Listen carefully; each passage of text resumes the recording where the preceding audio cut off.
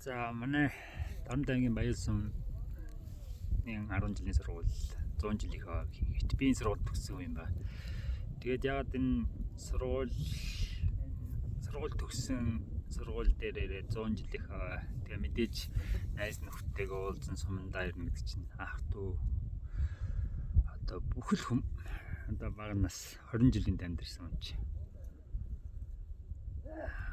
Тэгээ сургууль гэдэг чинь би нөгөө сургууль соёлоор яваад дээд сургууль төгсөөд дээд сургуульд ажиллаад эрдэмчлэгээний ажил хийгээд боловсролтой нэлээд ойр хүн л дээ. Тэгээд одоо ч гэсэн ажиллаж байгаа.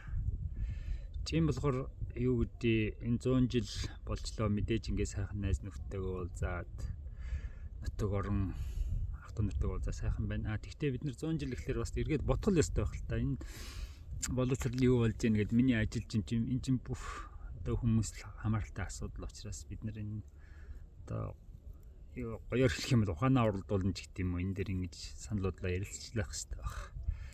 Тэгээ сүүлийн үед би бас ингээ бодоод байхад одоо юу төвийн сургууль, хөдөөгийн сургууль, орон нутгийн сургууль нөгөө юуны боловсролын сургалтын төвшин бол тэр төрөө ялгаатай болсон бүгд оролдоон шалгалтын дүн, эслийн шалгалтын дүн бүгд хараад мэдчихэе.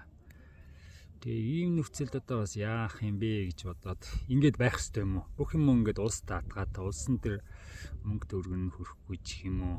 Тэгээ энэ алс нутагт бол тэр боловсрол ингээд жоон хаягдах байдалтай байсан нөхцөл яах вэ гэхээр юу нэг хайбрид машин гэж байгаа шүү дээ. Бензинээрээ ч яваад, батарейгаараа ч яваад.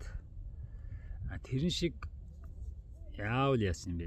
Энэ усын мөнгөөр мэдээж явна тална.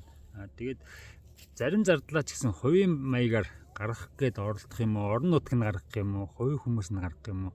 Тийм хайбрид маягийн сургууль байвал яасан юм бэ? Бүх юм улс даатгаад улсаа шаардаад байх нь зөв юм уу?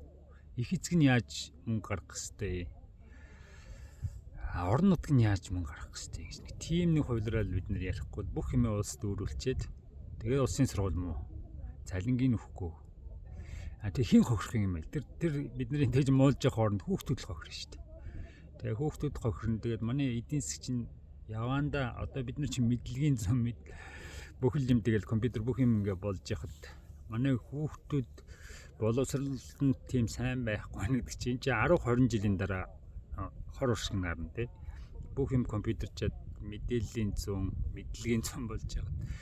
Тэгэхээр бид нар энэнийг л одоо тэр төвөөс ч гэсэн Улаанбаатараас ингээд одоо орон нутгийн бүх асуудлыг шийдэж чадах уу юу? Хичнээн мөнгө өглөөч гэсэн. Тэгэхээр орон нутгийн хүмүүс өөрсдөө орон нутгийн засгийг захиргаатай хамтраад мэдээж төвийн одоо 70-80% ч юм уу төвийн санхүүжилт байна.